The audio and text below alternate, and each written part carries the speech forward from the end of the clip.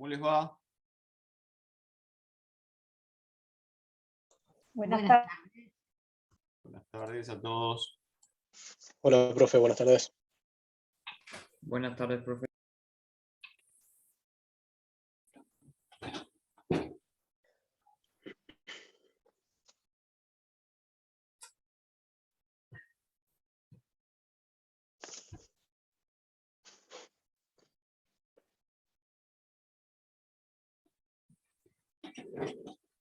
¿Cómo vienen?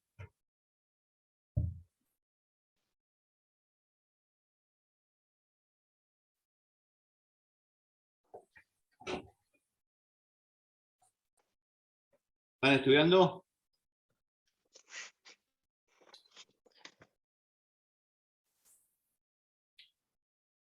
¿O más o menos?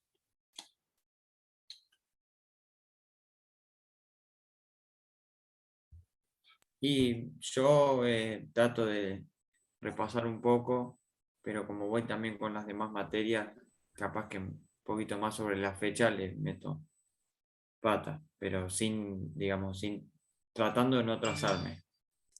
Está bien. Bueno, yo el viernes pasado habíamos hecho una introducción muy breve.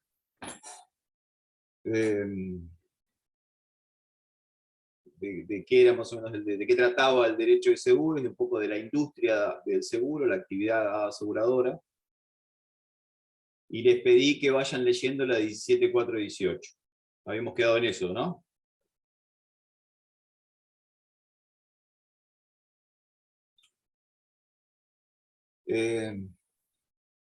Vamos a empezar con el tema propiamente del contrato. Si hay algo que ustedes no entienden o me quieren preguntar, lo vamos viendo, ¿les parece?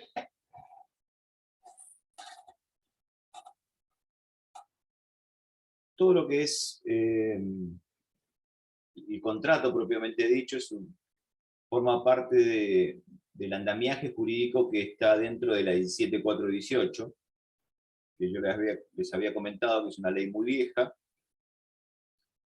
que fue pergeniada por la década del 50 y que se transforma en ley a partir del año 67, puntualmente en octubre de 1967 se transforma en la 17.418.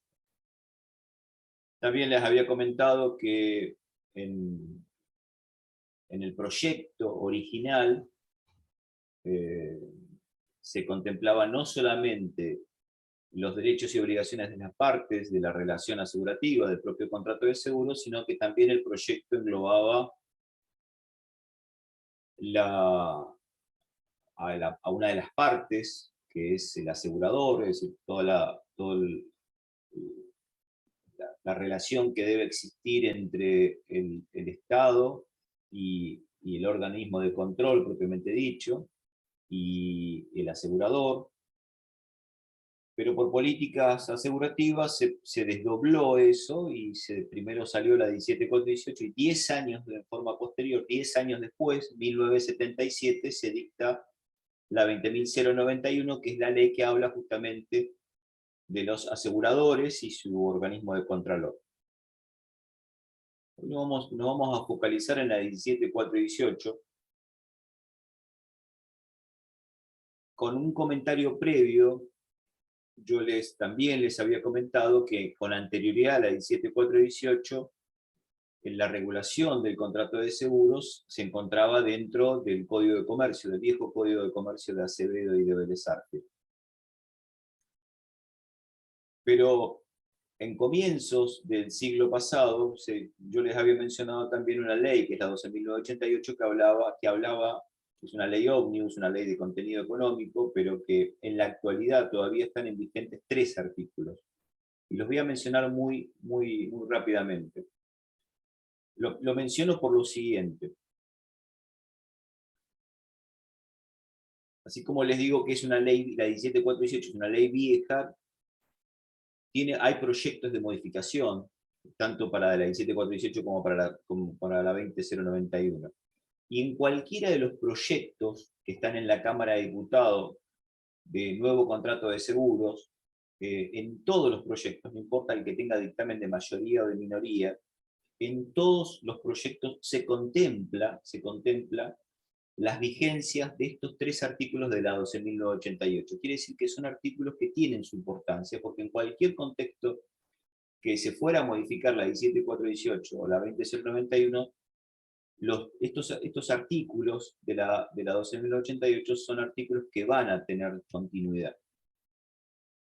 Son artículos de contenido netamente económico.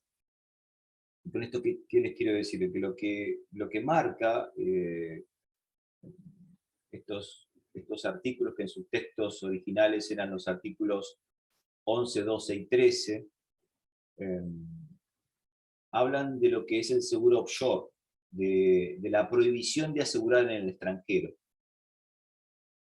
Y en muy resumidas cuentas, lo que está prohibido es que todos los bienes de jurisdicción, bienes, servicios, personas de jurisdicción argentina, debe ser asegurado en compañías con domicilio en Argentina. Eso es un poco lo que marca el primer artículo de la 12.988. Todos los bienes, servicios, personas, cualquier tipo de interés asegurativo de jurisdicción nacional debe asegurarse en compañías con domicilio en Argentina.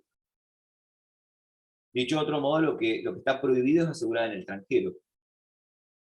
Hago la salvedad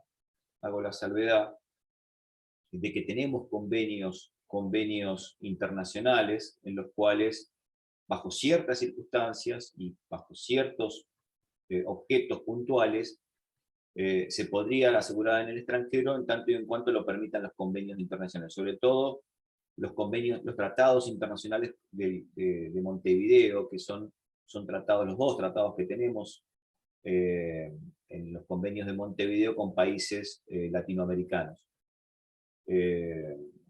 Salvo esa excepción,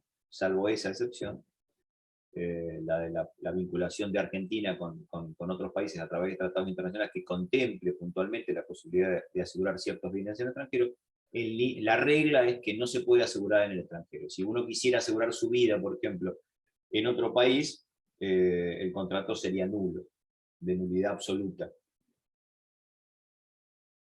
Después, los 2 artículos que están en vigencia de la 12.988 puntualmente habla de los bienes y servicios de origen estatal, tanto de nación, provincia como municipio, y ahí hace la salvedad que todos los bienes y personas y servicios del Estado nacional, provincial y municipal debe estar asegurado en compañías argentinas.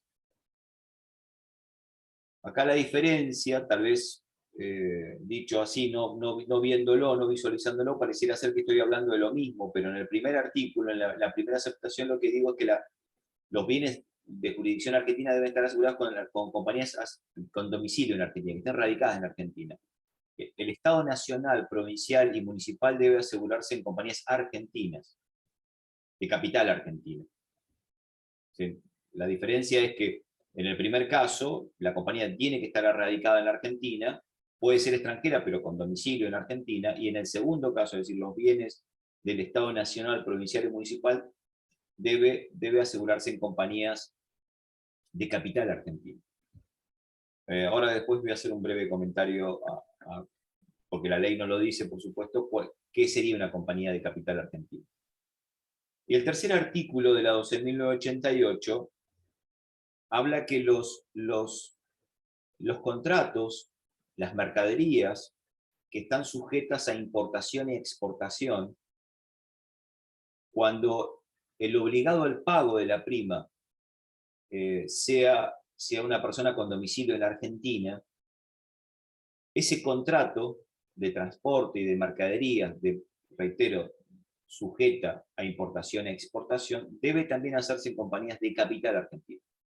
Es decir, todos los contratos de seguros relacionados con el comercio exterior de mercaderías debe asegurarse en compañías de capital argentino. Sobre ese tema, en la década del 90 hubo una resolución del Ministerio de Economía derogando este artículo de la 12.988, no hace falta ni que lo diga, yo la verdad me estuve estudiado en constitucional, es decir, no hay posibilidad del viejo fallo de la Corte de Café La Virginia, en los cuales un decreto no puede derogar una ley.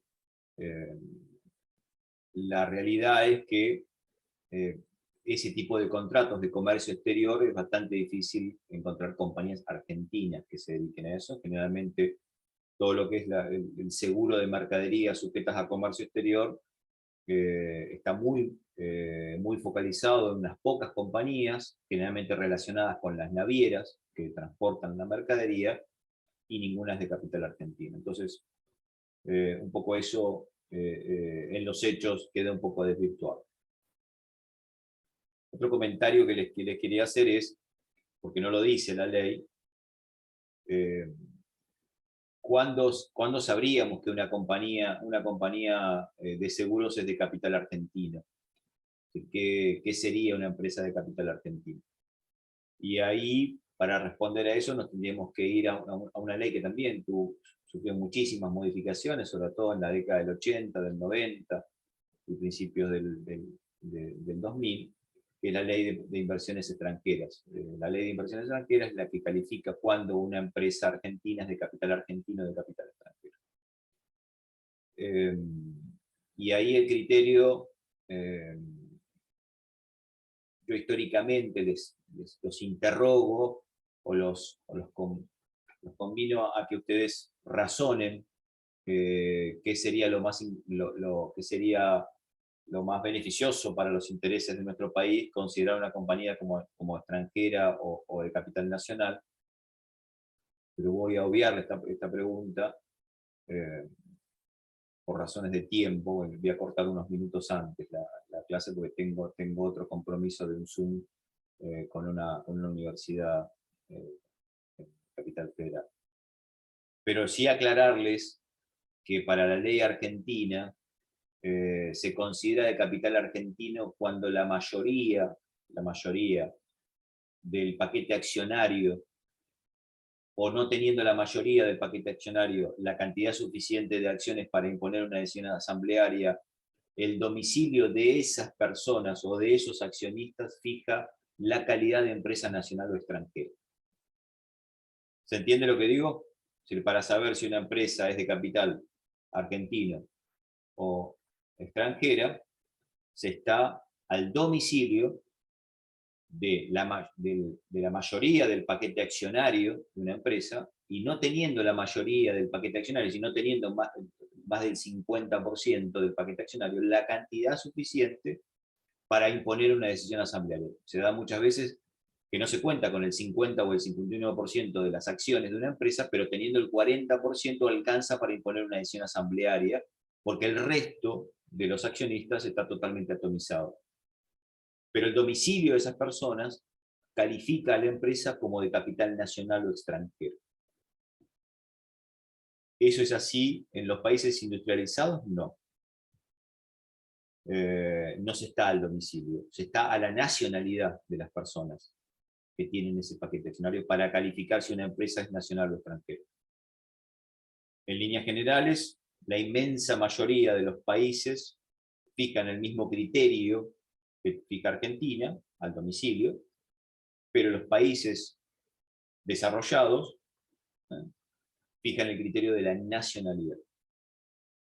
Con eso que significa que se da la particularidad que una empresa que se instala en Argentina manda al CEO de la empresa, o envía al CEO de la empresa, o envía a las personas que quieren controlar esa empresa, fijan domicilio en Argentina, y esa compañía de seguros,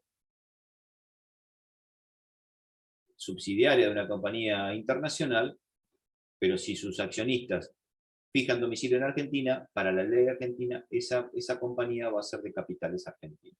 ¿Se entiende lo que digo? Sí, profe, una consulta. ¿En qué artículo se encuentra de la ley de seguros, verdad? lo que les acabo de mencionar, estamos hablando de la ley 12.988, que es una ley justamente que prohíbe el seguro offshore.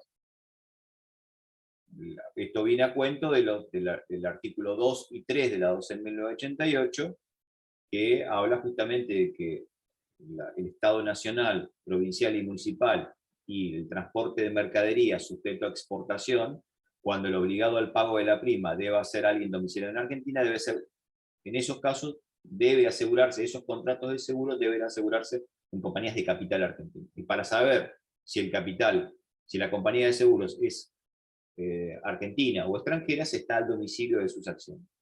Un poco hice el resumen muy cortito. ¿Se entiende lo que acabo de decir? Sí, muchas gracias, profesor. Bien. Ya entrando a la relación del contrato, es decir, a la normativa de la 17418, el artículo 1 de la Ley de Seguros expresa que hay contratos de seguros cuando el asegurador se obliga mediante el pago de una prima o cotización a resarcir un daño o a cumplir la prestación convenida si ocurre el evento previsto. Esta es la definición que nos da la 17418. Está claro que toda definición permite una correcta identificación del tipo contractual, ¿no?, despejando dudas sobre operaciones que no lo constituyen, así que desde ese punto de vista es algo auspicioso que la ley defina al contrato. No se daba para esa época esa modalidad, de hecho, ustedes son de una generación muy nueva y creo que ustedes todos están estudiando Derecho ya con Código Civil y Comercial nuevo, ¿no? ¿Me equivoco? ¿Hay alguno que empezó a estudiar su carrera con Código Civil y Comercial separado? Acá la señora Elida. Bien. Ustedes habrán visto que no era algo propio del Código Civil anterior, la definición de los contratos era una... Vélez Arfield no consideraba que había que definir a los tipos contractuales. Situación distinta a la que se da con el Código Civil y Comercial actual, en los cuales se define a los tipos contractuales, que claramente la doctrina lo ve como auspicioso. Pero fíjense que Halperin ya en la década del 50 comenzaba su tratamiento del derecho de seguros con una clara definición. De todos modos, desde un punto de vista de técnica legislativa, podemos hacer algunas observaciones. En primer término, se debió definir la obligación del asegurado con una sola denominación. Es decir, el concepto de cotización hace referencia al premio que se paga en las sociedades de seguros mutuos. Es el concepto que se utiliza en los seguros mutuales, tiene una particularidad. Es decir, en la actualidad el pago realizado por el asegurado o tomador es denominado premio, es decir, en la práctica cotidiana se lo denomina premio o prima en algunos casos. Por otro lado, otra observación que debemos aclarar como defecto de técnica legislativa es que resarcir un daño o cumplir la prestación convenida es redundante, porque el asegurador que paga un resarcimiento, es decir, que va a resarcir un daño, está cumpliendo con la prestación convenida. Es decir, no es redundante hablar de resarcir un daño o cumplir la prestación convenida. Simplemente con decir cumplir la prestación convenida hubiera alcanzado. Aquí el defecto de técnica legislativa deja traslucir el pensamiento que tenía Halperin con respecto a eso. No sé, Elida, ¿me quiere preguntar algo? No, bien. Este defecto de técnica legislativa deja traslucir un poco el pensamiento que tenía Halperin, porque ya desde un comienzo él quería justamente marcar la diferencia entre los seguros patrimoniales y los seguros de persona. Entonces, cuando habla de resarcir un daño, está haciendo pura y exclusivamente referencia a los seguros patrimoniales, y cumplir la prestación convenida está hablando exclusivamente de los contratos de personas. Esto claramente refleja la posición dualista del doctor Alperín. Creo que eso yo lo habíamos mencionado, la posición unívoco dualista el viernes pasado. Alperín se enrolaba en una posición dualista, no consideraba que el derecho de seguro fuera unívoco. Y sabedor de todo el conflicto, sobre todo doctrinario y jurisprudencial que estaba ocurriendo en Europa, sobre todo en Italia y en Francia, no tanto en Inglaterra, por otra concepción del derecho de seguro, pero sobre todo en Italia y en Francia, con una concepción más continental, más europea, quería marcar esa diferencia de la dualidad del derecho de seguros. Tomó como base, no copia, como base, el código italiano, el código civil italiano, por allá, no me acuerdo qué, 1800 y pico, un artículo del Código Civil que definía el contrato de seguro, Alperín tomó como base. Pero en síntesis, el seguro es un contrato por el cual una de las partes, denominada asegurador, se obliga, contra el pago de una prima, a pagar a otra, denominado asegurado, la prestación convenida si ocurre el riesgo previsto en el contrato. Eso podríamos decir que una definición más certera, con todos los elementos del contrato, marcando qué queremos decir cuando hablamos de contrato de seguro. Ahora, claramente, el seguro se diferencia de la apuesta, contrato que podríamos encontrarle alguna similitud, si no somos precisos en la definición, en razón de su finalidad. Se diferencia de la apuesta en razón de su finalidad, que en el caso que será la de obtener un lucro para la apuesta, y será la de resarcitorio o de previsión para el contrato de seguro. Es decir, en la apuesta, claramente, en el contrato de apuesta, que se encuentra regulado también por el Código Civil y Comercial, la finalidad será un fin de lucro.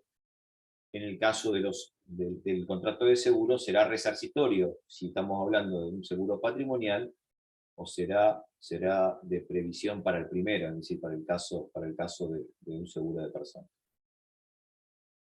Profesor, una consulta. Sí. Como está redactado en el artículo 1, cuando dice resarcir un daño o cumplir con la prestación convenida si ocurre el evento previsto, está refiriéndose a la concepción dualista de Alperín, ¿no?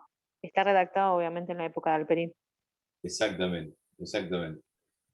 Resarcir un daño para los seguros patrimoniales, cumplir con la prestación convenida en los seguros de persona.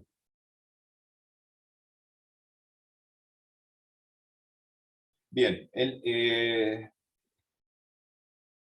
en la apuesta, por las dudas, en la apuesta la diferencia es la finalidad y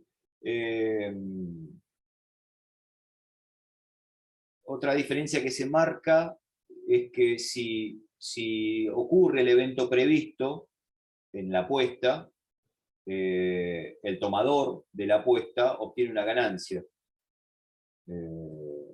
En definitiva, para el tomador de una apuesta, para el que celebre una apuesta, es un fin querido. Si juega un número o apuesta un número, lo que quiere es que salga ese número, es decir, quiere ese fin. Cuando uno realiza un contrato, en realidad, como lo que pretende es justamente precaverse de un daño económico futuro, nunca es un fin querido. Si uno asegura su auto contra robo, nadie quiere que le roben el auto. Hay algunas excepciones. El auto puede estar muy deteriorado y alguno capaz que quiere que se lo roben, pero en principio nunca es un fin querido los seguros, ¿no? Disculpe, profesor, no lo quiero molestar. Pero No, algún no. ejemplo de un tomador, ¿quién sería? Porque es una persona también humano-jurídica, si no me equivoco. El tomador, claro, sí, por supuesto. Bien. Cuando hablamos de asegurado o de tomador, claramente estamos hablando de partes de contrato, y ya identificamos a las partes del contrato. En líneas generales, cuando uno habla de un contrato de seguros, la idea que uno tiene es que está en presencia de dos partes, de asegurado y asegurador. Y eso tal vez es lo más común. Pero a la persona que celebra el contrato, con el asegurador, se lo denomina tomador del seguro. Tomador del seguro. Y se puede diferenciar del asegurado. Porque el asegurado siempre va a ser la persona que es titular del interés asegurable. El tomador es el que celebra el contrato y el asegurado es el titular del interés. Cuando el que celebra el contrato con el asegurador, a su vez es titular del interés asegurable, ahí la figura de tomador y asegurado se juntan en una misma persona. Y ahí claramente estamos hablando de tomador asegurado como una única persona.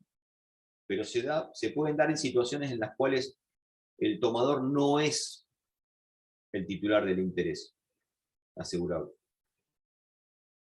Y acá para avanzar, quiero que entendamos el concepto de interés asegurable. Porque si no entendemos el concepto de interés asegurable, es muy difícil entender este concepto. El interés asegurable siempre es un elemento esencial del contrato, como lo es el riesgo. Forman parte el riesgo, el interés y las partes del contrato son los elementos esenciales del contrato, por supuesto.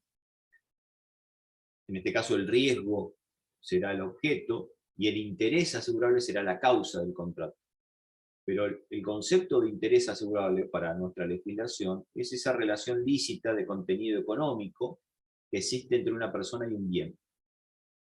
Eso es interés asegurable. Sin riesgo y sin interés no hay posibilidad de contrato de seguro válido. Hacen a la esencia, por eso que son elementos esenciales del contrato de seguro. El riesgo, el interés y el consentimiento que se prestan las partes. Doctor, una consulta. Sí. Un ejemplo de eso que dijo sería, por ejemplo, traigo 2 albañiles a hacer una obra en casa y a ambos le hago un seguro de accidente personal. Yo sería el tomador y ellos serían los asegurados. Depende cuál sería Maximiliano, me pregunta, ¿no? Sí. Sí. Depende, Maximiliano, cuál es, en este caso, el objeto del contrato. Porque si vos asegurás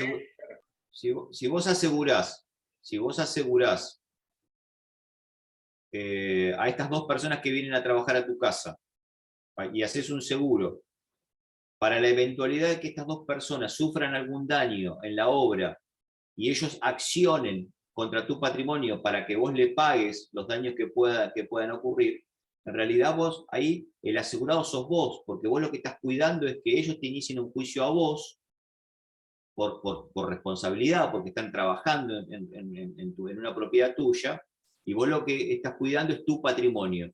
Ahí estás, vos, en realidad el seguro, el objeto del seguro, el interés de ese seguro es tu patrimonio. Puede ser el caso. Sí, decime. Puede ser el caso en que, por ejemplo, tengan en condominio un auto y uno de ellos lo asegura a su nombre. Ahí habría, los dos estarían asegurados, pero uno de ellos sería el tomador. Y el otro dueño, por el otro 50% del auto, sí, podría aplicar eso.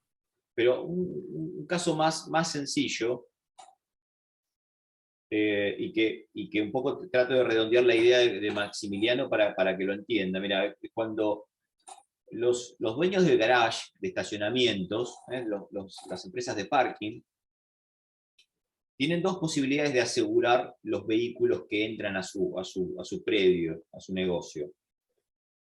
Vos podrías asegurar el auto propiamente dicho, el auto, identificándolo, suponete que es un parking con cochera fija, no los que son rotatorios por hora. Vos podrías asegurar el auto porque vos ya sabés que este auto se va a quedar siempre, el dueño del garage sabe que ese auto va a estar siempre, vos podrías asegurar el auto, y si el auto lo roban,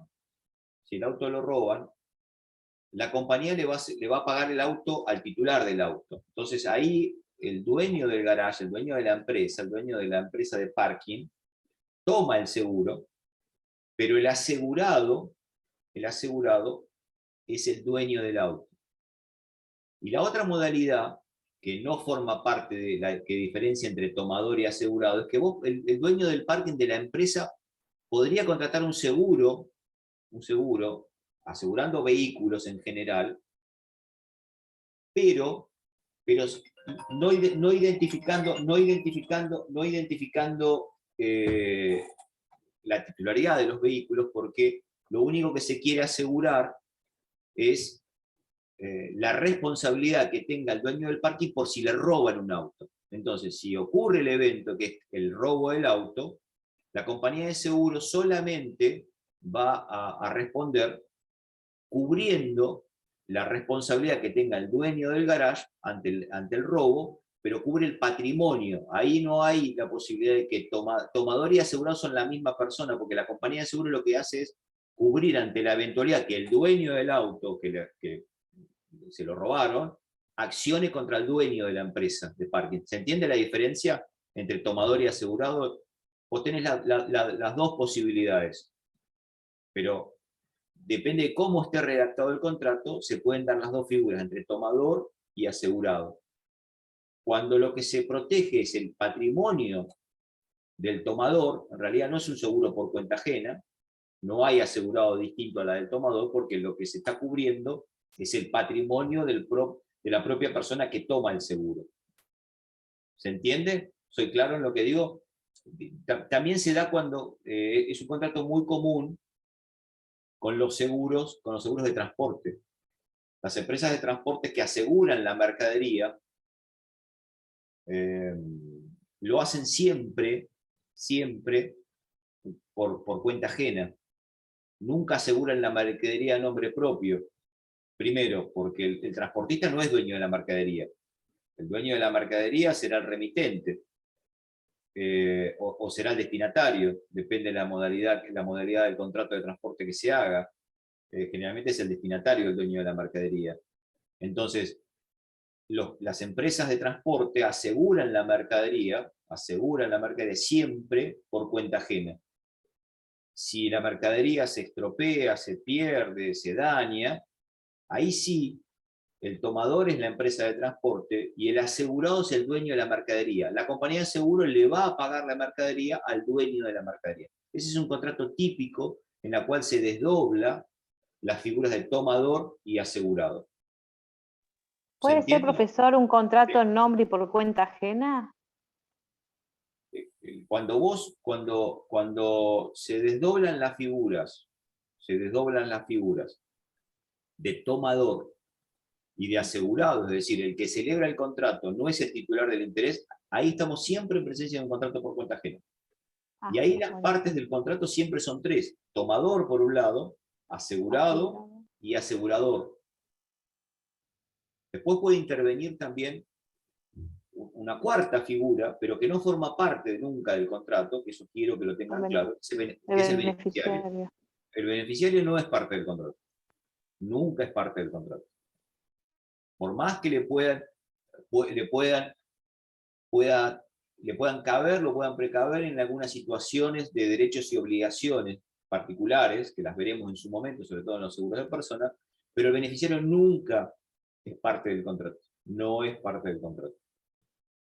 Va a ser justamente un beneficiario del contrato. Pero no parte del contrato. En los mismos términos, si no me falla la memoria, del 1027 del Código Civil y Comercial. Si alguien lo tiene ahí a mano, pero si no me falla la memoria, a ver si tengo un Código Civil por acá. Creo que el 1027, a ver, me está fallando la memoria. ¿De qué habla el 1027? ¿Alguien lo tiene a mano? A favor de un tercero. Exactamente. El beneficiario tendría esa figura. Después veremos qué pasa con el seguro de responsabilidad civil, el seguro automotor, hay algunas particularidades que son importantes aclarar. Entonces, ahora, ese seguro por cuenta ajena, si está determinado, la persona del asegurado, la persona del titular, del interés asegurable, la titular del interés asegurable, será una situación, es decir, será un contrato por cuenta ajena determinado, se lo identifica con nombre y apellido quién es el asegurado, pero también puede ser a persona indeterminado o por cuenta de quien corresponda. Cuando es por cuenta de quien corresponda, no se identifica, se puede dar la particularidad que hasta el propio tomador en el futuro pueda ser el propio asegurado. Esa es la modalidad por la cual generalmente se aseguran las mercaderías de transporte, es por cuenta de quien corresponda. Ante la eventualidad, ustedes saben que el transportista tiene un derecho de retención por el pago del transporte, ante la eventualidad que no se le pague el transporte, entonces, y se dañe la mercadería, puede hacer que el transportista cobre teniendo la póliza, porque fue el tomador del contrato, teniendo la póliza, se transforme en el propio asegurado. Estas últimas dos modalidades, es decir, por cuenta de quien corresponda o en forma indeterminada, no se pueden hacer en los seguros de personas.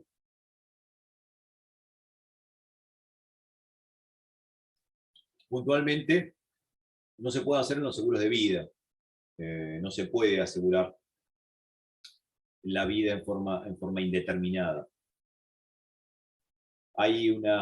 La doctrina ha encontrado esas perlas jurídicas y habría una excepción en una modalidad contractual en los seguros de espectáculos deportivos, porque el organizador de un espectáculo deportivo, de justa deportiva, un partido de básquet, un partido de fútbol, tiene que contratar un seguro de vida a las personas que forman parte del espectáculo, y ahí se estaría haciendo, es decir, ahí el organizador del evento, el dueño del estadio, sería el tomador, pero ahí no estaría identificando quién es la persona porque son todos los espectadores. Si hay una persona que fallece en el estadio, ahí recién se identificaría quién es la persona que en realidad estaría cubriendo la vida. Pero es la única excepción.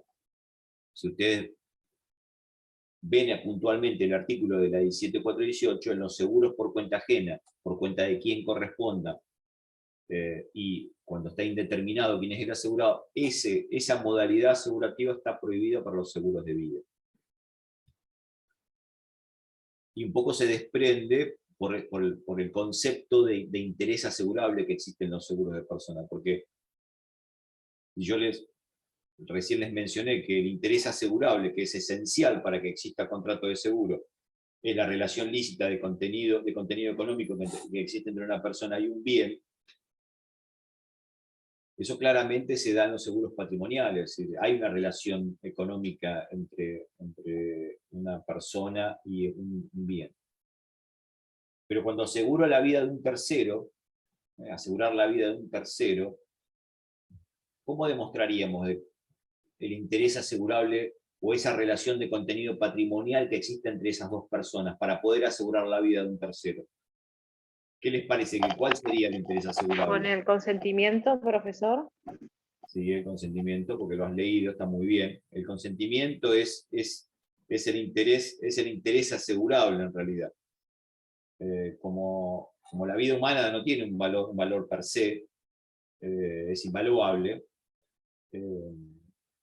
para nuestra legislación, la posibilidad de asegurar la vida de un tercero, la vida de cualquier persona,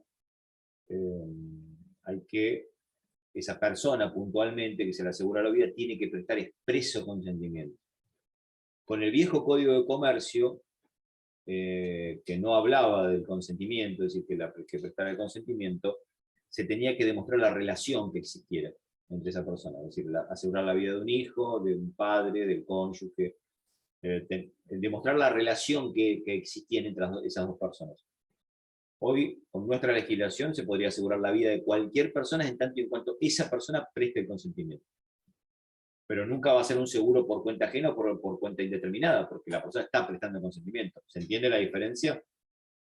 Se desdoblaría la figura de tomador y asegurado, esa persona prestó el consentimiento, pero nunca va a ser una persona indeterminada o por cuenta de quien corresponde.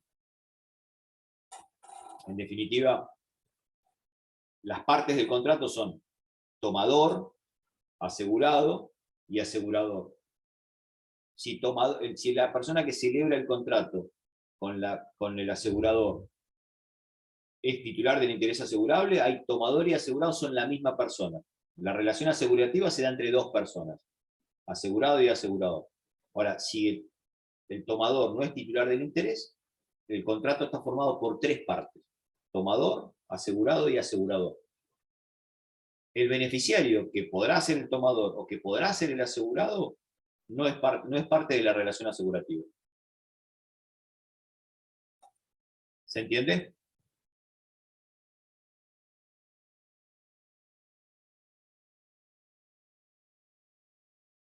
¿Dudas con esto? Sería el caso, si Sí, dígame. se asegura su propia vida, el tomador. Es el caso típico que uno va y asegura su vida. Ahí tomador y asegurado son la Es misma el persona. mismo. Exactamente. No habría ningún inconveniente. Claramente, si es un seguro de vida pleno, que cubre el fallecimiento de la persona, nunca va a ser el beneficiario, ¿no? Claramente. ¿Quién Claro. va a Se tener pierde que- ahí cuando fallece la persona. ¿Cómo? Se termina ahí el seguro. No, el contrato no se termina ahí, porque el fallecimiento de la persona es el siniestro, es el disparador, es la concreción del riesgo. Es decir, el siniestro funciona como el anverso y reverso de una misma moneda. El riesgo es una cara de una moneda y la otra cara de la moneda es el siniestro. Entonces, si el riesgo es la vida de la persona, si lo que se está cubriendo es la vida de la persona, ese es el riesgo. Sí, Y si se concreta el riesgo, es decir, que la persona fallece, sí. eso lo que hace es justamente dispara la obligación del asegurador.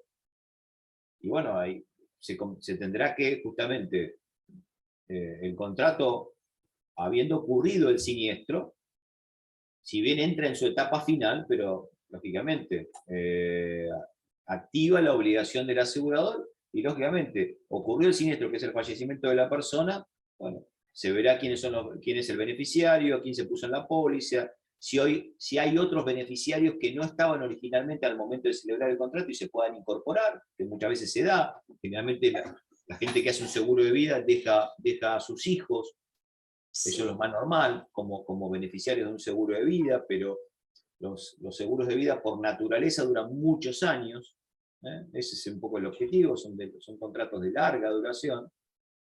En eso radica también el beneficio, que uno pueda asegurar su vida a una edad temprana para pagar una prima mucho más accesible. Lógicamente no es lo mismo asegurar tu vida a los 30 años que asegurarlo a los 50, la prima que vas a pagar, una prima nivelada, es mucho mayor, y muchas veces se da la situación de que al momento que vos celebraste el contrato o no tenías hijos, o tenías menos hijos, y al momento que ocurre el siniestro tenías más hijos y no figuran en la póliza, y eso activa un montón de circunstancias que se puedan dar, que claramente se tienen que dilucidar después que ocurre el siniestro, por supuesto, pero no es que se acaba el contrato. ¿Sí? Ese contrato puntualmente ocurrió el siniestro y se desenvuelve la etapa final del contrato, pero el contrato claramente tiene que cumplir sus efectos. Y si no ocurre el siniestro, ¿qué pasa? En un seguro, bueno, lo que pasa es que los seguros de vida tienen varias modalidades, de acuerdo al mercado asegurador argentino. Sí. Si es un seguro de vida pleno, solamente seguro de vida, claramente el seguro de vida en algún momento, ahí la incertidumbre del riesgo reside en el cuándo, no si va a ocurrir. Generalmente los seguros, por naturaleza, la incertidumbre radica en si el hecho va a ocurrir o no va a ocurrir. En los seguros de vida el hecho va a ocurrir. Todos nos vamos a morir en algún momento. Entonces, pero la incertidumbre radica en saber cuándo va a ocurrir ese siniestro. Si fuera un seguro de vida, se activará el día que fallezca. Si la persona dura 90 años, a la edad que ocurre el evento. Ahora, existen varias combinaciones de seguro de vida, sobre todo los seguros totales, en los cuales el siniestro puede ser el fallecimiento propio de la persona o puede también ser la sobrevida de la persona. Es decir, yo tengo un seguro de vida hasta los 65 años. Si la persona fallece antes de los 65 años, la compañía de seguro paga. Y si la persona el asegurado supera los 65 años, también paga la compañía de seguro. Eso se llaman seguros totales. Si fallece antes de la edad prevista, se paga el seguro. Si sobrevive a una determinada edad que se fija en el contrato, en la póliza, también paga. Es una doble combinación entre seguro de vida y de supervivencia, o un seguro de retiro. Funciona como si fuera un seguro de retiro. Los seguros de retiro en Argentina, o en la ley, están mencionados como seguro de supervivencia, pero en la práctica se los menciona como seguro de retiro. Son seguros que suplen o vienen a ayudar a lo que son los sistemas jubilatorios. Eso es muy común en los países de Europa o en Estados Eso Unidos. sí. Sí, Josefina. Claro, Eso sí es más parecido a una apuesta, digo. Le hacía la ¿Cuál? salvedad, sí, porque en años atrás, cuando yo tenía el tema del trabajo administrativo, por ejemplo, a la gente del Poder Judicial tenían un seguro que al retirarse les reintegraban, le pagaban el seguro. Al jubilarse, por ejemplo, por incapacidad o algo, le pagaban tantos sueldos que era el seguro. Si ahora continúa eso, cambió con la ley. Eso se llama seguro de retiro. Y es muy común. Generalmente en el Estado hay varias modalidades de seguros de retiro. Sí. En actividad privada también. Estados Unidos tiene ya hace muchos años, en todos los estados de Estados Unidos, porque está regulado a través de una ley federal, existe un sistema de jubilación estatal, una parte es estatal, y hay otra parte que cada empleado tiene un seguro de retiro, y a medida que va cambiando de trabajo, de empleador, Sí. ese seguro de retiro va pasando, no importa quién sea el empleador, y cuando la persona llega a una edad determinada, ahí sí, en Estados Unidos la gente se jubila, depende del estado, hay estados en los cuales la jubilación es antes.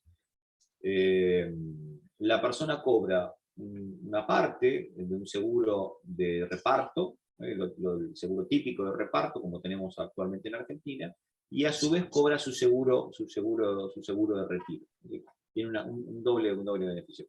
Eso se hace justamente porque en todo el mundo los sistemas de reparto están en crisis, justamente por el aumento de la edad etaria, ¿no? Sí. Está Pero bien. eso es un seguro de retiro, que en Argentina hay unas cuantas empresas que se dedican a seguro de retiro, claramente. Si me pregunta era si seguían en la actualidad o con el cambio de ley, si seguía la misma, el mismo tema que eran hace muchos años atrás. Sí, totalmente, sí, claramente. En el año, se reglamentó en el 2016, pero entró en vigencia en el 2017, hubo un intento de incentivar los seguros de retiro. Entonces se sacó una ley, salió una ley en la cual el aporte de seguro, lo que pague el tomador de un seguro de retiro, se iba a poder desgravar de impuestos. Y se fue actualizando en el 2017, 2018 y 2019. Hoy en la actualidad, lamentablemente, no se volvió a actualizar. Pero claramente es un beneficio que incentivar justamente que la gente contribuya a su propio seguro de retiro. Está bien. Una No, pregunta, doctor, profesor. Sí. El seguro de vida siempre es a uno mismo, obviamente, ¿no?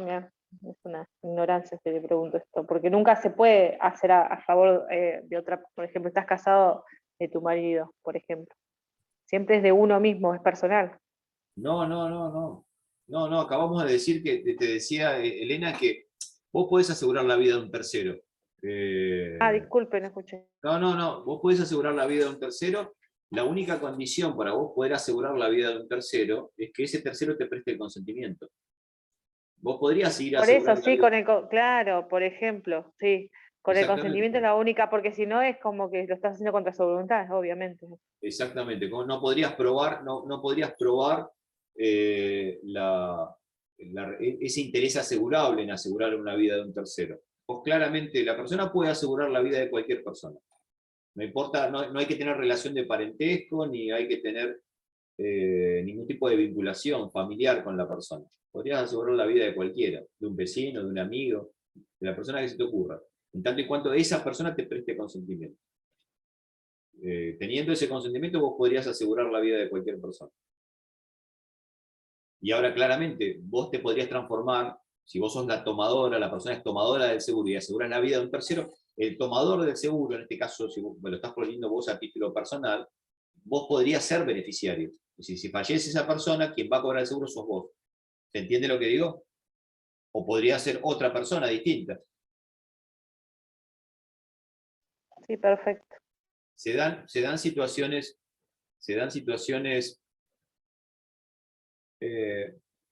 bastante particulares. A mí me tocó intervenir y de hecho lo estamos planteando con un estudio de Buenos Aires. Estamos planteando el abuso de una cláusula. Bueno, está en la justicia, vamos a ver cómo se resuelve el tema. ¿Se acuerdan del caso de la muerte? Hará más o menos 2 años, 3 más o menos, en un country en Capital Federal, una persona, un ex CEO de una empresa bastante importante en Argentina, fallece, mata a su esposa, y él queda detenido. En ese caso particular, había seguros de vida cruzados. Es decir, él tenía un seguro de vida de su esposa y su esposa de él, y los beneficiarios eran los 3 hijos. No sé si se acuerdan del caso de la persona que mató a su esposa en el country. Farré puede Sí, ser. profesor. Exactamente, ese caso. Y la ley argentina contempla que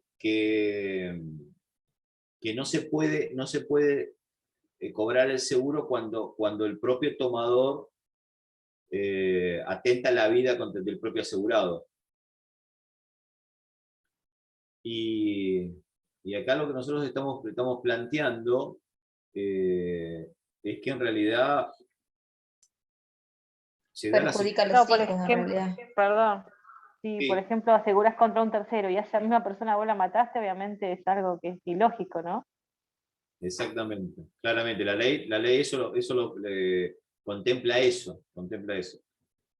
Pero acá se da la particularidad que en realidad los perjudicados son los hijos, porque los hijos menores de edad, creo que hay uno ahora que este año ha cumplido la mayoría, pero en ese momento eran los 3 menores de edad, se da la particularidad de que tiene a la madre muerta, al padre preso de por vida, y una compañía de seguro, y estamos hablando de una póliza de seguro, porque estamos hablando de una gente de un nivel económico bastante importante, sin poder cobrar el seguro. Cuando en realidad lo que estamos planteando justamente es un abuso de la cláusula esa, tratando de que puedan cobrar los hijos la compañía de seguro. Que puedan cobrar. En Profe, realidad tendría que estar destinado a que si lo comete el beneficiario, más Pero que el el be- tomador. pero no, porque, por ejemplo, yo pienso, ¿no? si el tomador lo comete en beneficio de los hijos, también se estaría obteniendo, digamos, un beneficio, si se quiere. Nosotros veíamos un caso parecido cuando el hijo mata al padre para obtener la herencia, y había un principio en el derecho que era que nadie se puede beneficiar de un ilícito, o sea, nadie, ¿no? Sí, pero déjame aclararte algo. Ahora, si vos, pero en el caso, los hijos no estaban como beneficiarios, los beneficiarios estaban cruzados. Es decir, él había asegurado la vida de su esposa, el beneficiario era él, y viceversa. Porque es un contrato que esta persona es del CEO de una empresa multinacional, y generalmente las empresas multinacionales tienen varios seguros, sobre todo el GO, que es un contrato, es una póliza de seguro que cubre a los directores y a los presidentes de las empresas, atado a unos seguros importantes de seguros de vida y de capitalización para seguros de retiro. Es todo un paquete de contratos, de pólizas, que es muy común en ese nivel. Y esos contratos que ya tenían muchos años, venían de la época en la cual todavía no había hijos en el matrimonio. Entonces las pólizas estaban cruzadas. Los hijos no figuraban como beneficiarios. Sí, decime qué me estabas comentando. ¿Alguien me estaba comentando? No, yo, eso, lo único, digamos, que el caso es un caso parecido al del hijo que mata al padre para Sí. obtener la herencia, en el sentido de que uno de los principios generales del derecho es que nadie puede verse beneficiado de un ilícito. No solamente el que comete el ilícito, sino que nadie. O sea, porque si no... Correcto, sí, sin ni hablar. Sí, sí, estamos de acuerdo con eso, no cabe duda de eso. Estoy tratando de buscar acá.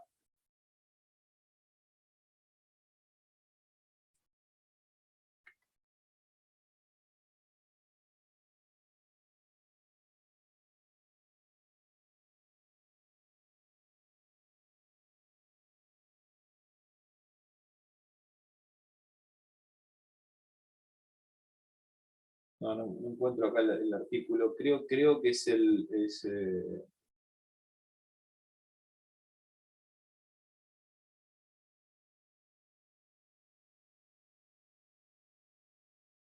no, creo que es el 136 de la ley. 136 de la ley. En el caso de Fabré, el tema es el contrato tenía muchos años, lo tendría que buscar en la otra computadora. El contrato tenía muchos años. Cuando los hijos nacen,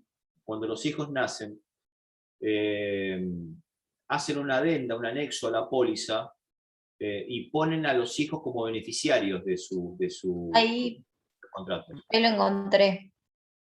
Entonces, esos seguros cruzados que tenía el matrimonio, cuando nacen los hijos, hacen una adenda. Generalmente es muy común en los seguros de vida hacer adendas de contrato o anexos de contrato, generalmente se los denomina adenda, y designan como beneficiarios a los hijos. El planteo que se hace es que realmente, en este caso particular, si el tomador del seguro mató al asegurado, ¿por qué se va a perjudicar al beneficiario del contrato?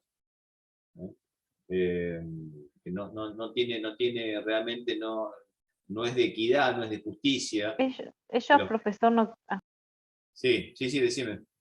sí, ellos quedarían desamparados porque no es culpa de los niños menores. No, totalmente. Son vulnerables, claro. Habría que buscar una solución a ese tema. Lo que pasa es que el artículo de la ley, acá lo tengo, fíjate que lo leo un poco más a la ley. Mirá, fíjate lo que dice el 136. Dice, en el seguro sobre la vida de un tercero, como es en este caso, el asegurador se libera si la muerte ha sido deliberadamente provocada por un acto ilícito del contratante, que es el tomador. Ahí claramente, si el tomador, el contratante del seguro, provocó deliberadamente la muerte, el asegurador se libera. lo que se plantea es el tema de que en el caso puntual los 3 beneficiarios que sean los 3 hijos, justamente quedan totalmente sin cobertura, que era el fin objetivo que se tenía, ¿no? Lo que no entiendo es por qué después la ley aclara en caso de que haya sido el beneficiario quien lo mata. O sea, como que no lo estaría teniendo en cuenta el beneficiario en el párrafo anterior. En el No sé si posterior, me explico. en el posterior. Claro, al nombrar al beneficiario en el párrafo posterior, es como que en el primero no lo tiene en cuenta. No, pero son cosas distintas. Mira, si lo lees bien, Josefina, fíjate que el segundo párrafo lo que dice es que ahí la muerte es provocada por el beneficiario. En el caso que estamos hablando, el segundo párrafo, si lo lees bien, fíjate qué es lo que está diciendo. Está diciendo que si el beneficiario es el que provoca la muerte del asegurado, también, eso tiene lógica. Claro, sí. Mira, pongamos un ejemplo. Una persona celebra un contrato, asegura la vida de un tercero, y pone como beneficiario a otra persona. ¿Me seguís? Sí. Si el beneficiario, que es esa otra persona, mata al asegurado, lógicamente, ¿quién va a cobrar el seguro? El beneficiario. Bueno, la ley lo que te dice es que el beneficiario cobra. Eso es lo que dice el Eso es párrafo. lo lógico, claro. Y es lo que dice el párrafo siguiente. Claro, sí. Pierde todo derecho el beneficiario que provoca deliberadamente la muerte del asegurado con un acto ilícito. Acá hay que aclarar también, fíjate que la técnica legislativa, el detalle de las palabras, es muy importante, porque fíjate que está hablando de acto ilícito, porque se puede dar el caso que la muerte sea provocada por un acto involuntario, un accidente de tránsito, por ejemplo, que no estaría inmerso en este artículo. Tiene que ser en acto ilícito. La misma situación se da con el tema del suicidio. El suicidio en principio no tiene cobertura, salvo que hayan pasado varios años. Pero el suicidio tiene que ser un suicidio voluntario. Y es el asegurador el que debe probar el suicidio voluntario. Porque hay un montón de casos en los cuales una persona limpiando un arma y no dándose cuenta que había una bala en la recámara se mata. Pero no es considerado suicidio, porque no estuvo la voluntad de suicidarse. El hecho de autoinfringirse un daño que provoque la muerte, no cualquier daño que sea autoprovocado puede acarrear justamente que se libere el asegurador. Porque el suicidio tiene que ser un suicidio con voluntad, con determinación, de forma inequívoca. No puede haber dudas con respecto a eso. Hay cantidad de jurisprudencia con respecto a eso. Y ahí se debe tener en cuenta también el diagnóstico que pone el médico que firma el certificado de defunción. Pienso. Con respecto al suicidio. Al suicidio, sí. Sí, en los certificados de defunción, hasta donde sé, Ketty, no ponen la causa de la muerte, pero los certificados de defunción no indican si fue con voluntad o no voluntad. En el caso de, no sé, una persona que se pegó un tiro en la cabeza, dirán, bueno, fallecimiento por pérdida de masa encefálica, orificio con entrada en tal, que provocó la... Pero si fue voluntario, involuntario, si el acto fue cuando estaba limpiando el arma, eso no lo va a reflejar el certificado de defunción. Será motivo de una investigación. Claro. Hace muchos años, acá en Mar del Plata, un médico norteamericano vino a la Argentina, vino a Mar del Plata y se alquiló una pequeña casa en un balneario muy cerquita de acá de Mar del Plata, en el partido de Mar Chiquita, en Santa Clara, y a los pocos días de estar, se quita la vida.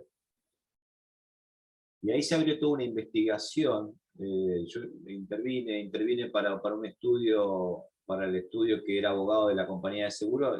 Ese médico norteamericano tenía un seguro de vida muy importante, de muchísimo dinero, y se hizo toda una investigación con respecto al suicidio de este médico de nacionalidad norteamericana.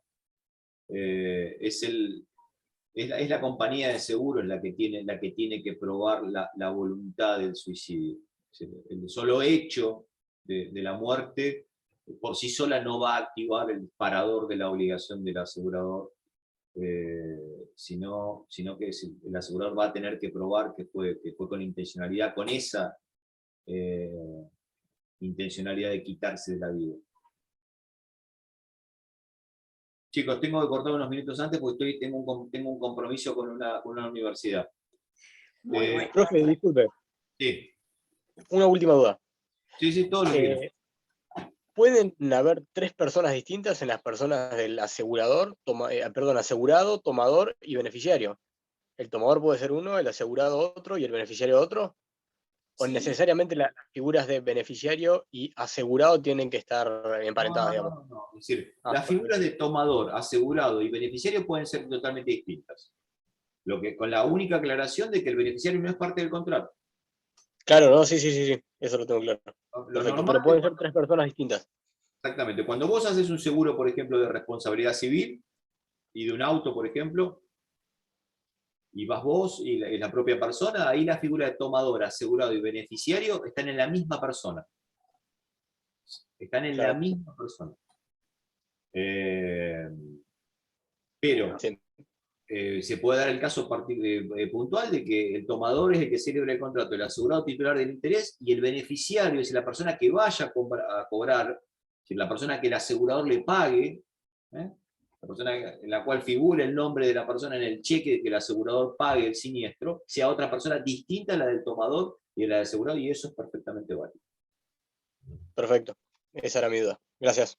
Chicos, les pido. Me gratifica mucho que sea muy participativo. Es más llevadera y me gusta mucho, no tengo ningún inconveniente en ir hablando de distintos temas. Me interesa que ustedes lean la 17.4.18. La semana que viene les voy a dar un listado de un par de fallos que me gustaría que los lean. No son muchos, tal vez algunos un poquito más largos que otros, y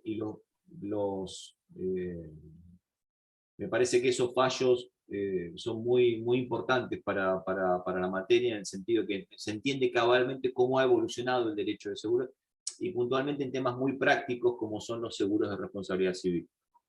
Hace muy poquititos días atrás, para ser más exacto, el 28 de octubre, la Corte de Nación volvió a sacar un fallo importante de seguros, hace muy poquititos días atrás.